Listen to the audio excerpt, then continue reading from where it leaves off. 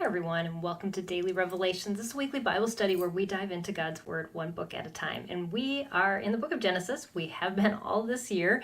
2021 is going to have us mostly in Genesis throughout the year because it's a very long book. But it's exciting because we dig into one chapter a week and we just immerse ourselves in that text by using different precept methods. So if you're new with us and you don't know what precepts is about, that's just fine. I am here to encourage you. I will share with what God has shared with me on my daily journey. But what I ask you to do is do the same thing I did. Have God speak to you. What he's going to say to you, what he's going to reveal to you is going to be probably different from what he says to me because we're different people. But he will never fail in speaking to you if you take the time to sit before him and listen. So day one, this is day one of our study through Genesis 19. And what we do is we just read through the chapter with new eyes. Now, maybe you've never read through this chapter before. That's great because you will have lots of things that you've never seen before. But even if you've read this chapter 100 times, there will be something new for you. So I just encourage you, pray before you get started. Say, God, just teach me. Open my heart. Help me to receive what you have to give. And then read or listen. If you happen to be in the car and or someplace that you just can't sit down with God's word in front of you, at least be able to listen to it. So the thing that God showed me today was really interesting. First of all, in verse 9, as the men were surrounding Lot's house, they said about him, Lot, this one came in as an alien. Already, he is like a judge. Now, we will treat you worse than them. So they were going to attack these guys, these guests, and you'll read that as you go on. But they were just ready to destroy Lot. Now, you have to understand, Lot came into Sodom, and that happened many chapters ago when Abraham and Lot divided, and they divided their land so that their sheep would have pastures. Well, Lot went beyond just being out in the countryside. He decided to move into town.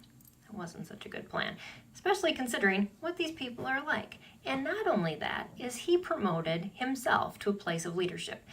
The reason we know this is because in verse 1, it says, when the two angels came to Sodom in the evening, Lot was sitting by the gate. Now, the men who would sit at the gates of towns were considered the town's elders. Now, whether Lot had been invited to sit there or not, we don't know. But considering what the men were saying to him, he wasn't so respected. And in that place that he put himself in leadership because he knew there was a better way to live. But he didn't have anybody who agreed with him and put him there. And so they were immediately against him. And it got me thinking about, we can be called to be leaders. We can be put in places of leadership. But if we have no followers, what we tell other people to do, what we lead and try to gain followers for, will look like being a judge instead of look like being a leader. And we have to gain followers before we can truly lead. But how do we do that? Well, good godly leadership requires two things. And this is what God was really honing into me. It takes a pursuing of God as a leader. We are not our own to lead. God is the true head. He is the true leader. We only lead because he gives us the ability to lead. When we are called as leaders, then we lead. When we are called as followers, we follow. And we pursue God in both of those places. Now, as a leader, you need to know the people you lead. You need to have relationships. There has to be a trust built. It isn't just given. It happens over time. And as you build that trust with people, they are more willing to follow you. I found the same thing true with my own kids. My kids, when they trusted me more, were willing to follow me more. So we need to know our place under God. and then under the people of leadership that he puts us underneath. But in reality, we are all called to lead someone. Sometimes it may just be ourselves sometimes, or our children, or a small group, or it may be a large organization. But we are also at the same time called to follow whoever God puts in leadership above us, and especially him. So just want to encourage you that that when we don't have that relationship with people who are following us, we can look like a judge. And I think I struggled with that a lot in my younger years of leadership, because I just thought, well, God put me in this position, therefore I should just lay it out and tell people what to do.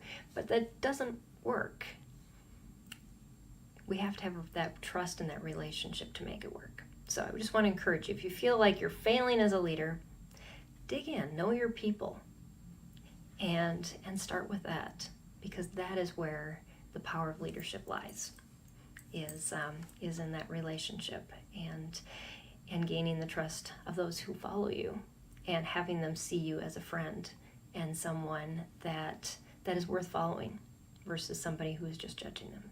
So have an awesome day, and I will see you next time right here on Daily Revelations. Bye, everyone.